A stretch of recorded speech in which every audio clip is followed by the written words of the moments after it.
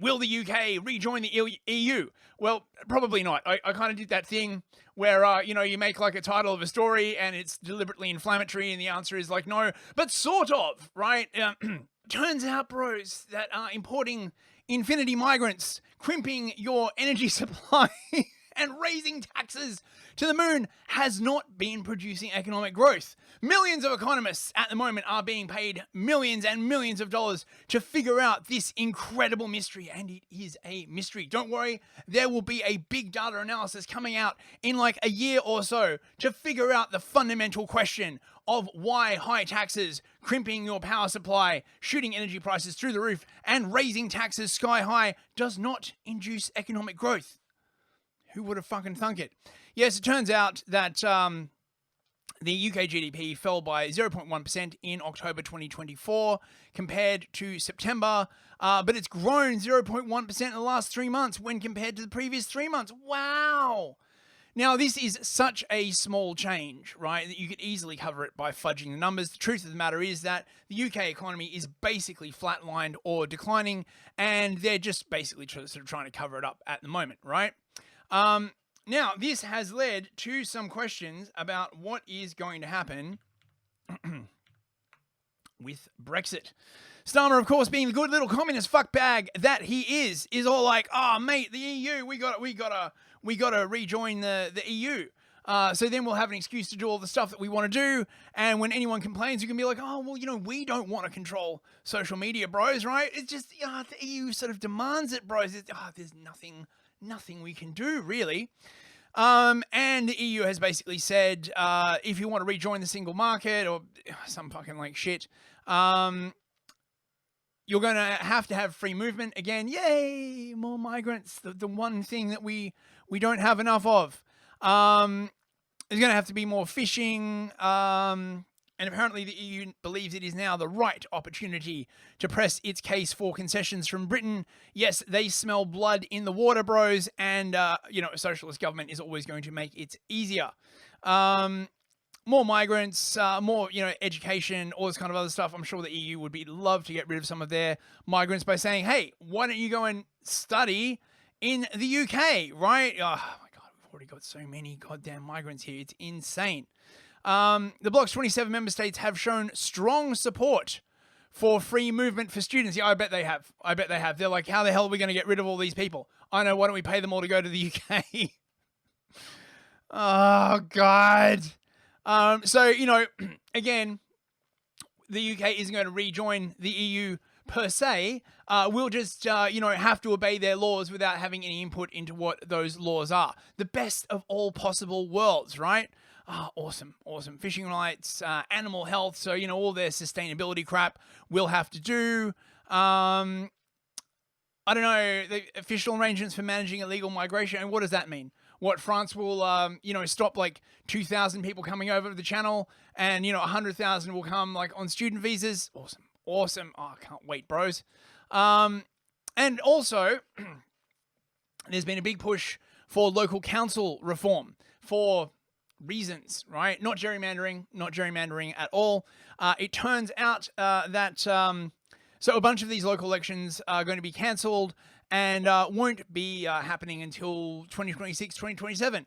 The fact that this is going to be in a lot of places where reform is ascendant is absolutely just a coincidence. What are you talking about, right? This has apparently happened before, though. When they rejig councils and they mash them together and they redraw the lines, it cancels some of them out. Now, let me just see, by the way. Okay, hang on. I've just got this thing I want to play you as well. Excuse me. Speaking of the EU, I believe this is new. This, of course, is Ursula von der Leyen basically saying that, mate, we got to control social media. We got to control it really, really hard. It's terrible, the power that these platforms have. More influence from the EU, of course, means more of this crap from in the UK. What is illegal offline should be illegal online too. And we want the platforms to be transparent about how their algorithms work. Because we cannot accept that decisions that have a far-reaching impact on our democracy are taken by computer programs alone. We want it clearly laid down that internet companies take responsibility for the manner in which they disseminate, promote, and remove content.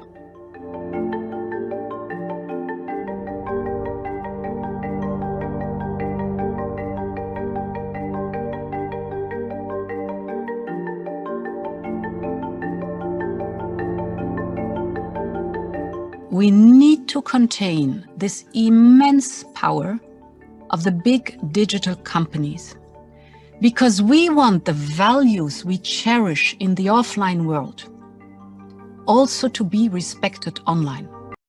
What are those values, Ms. von der Leyen?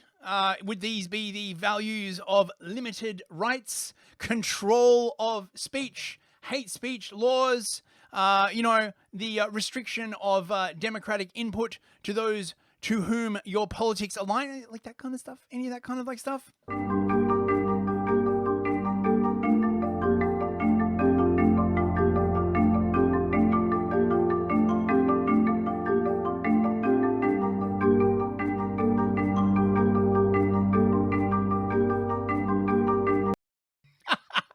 I think this must be old, right? I mean, this came up on my timeline. I think this must be old.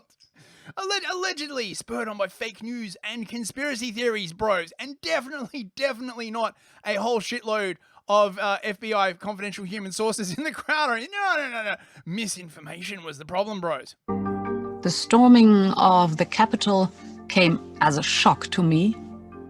I mean, we are always quick to say democracy and values, they are part of our DNA, and that's true. But we must know. I just knew there was a but coming up. We are in favor of all of those good things and human rights, but nurture our democracy every day and defend our institutions against the corrosive power of hate speech, of disinformation, fake news, and incitement to violence. And in a world where polarizing opinions are the loudest, it is a short step from crude conspiracy theories to the death of a police officer.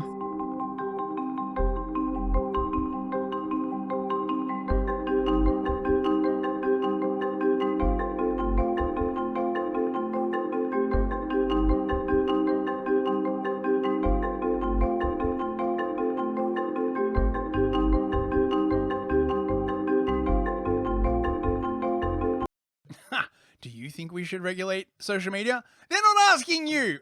The way this is framed. Do you, as a citizen of the EU, think that we should regulate social media? Like they're asking you, right? Like they give a fuck what you think. Well, we're gonna do it anyway, but we're gonna present it as though we're taking your opinion into account before we do the thing that we've already decided that we're going to do.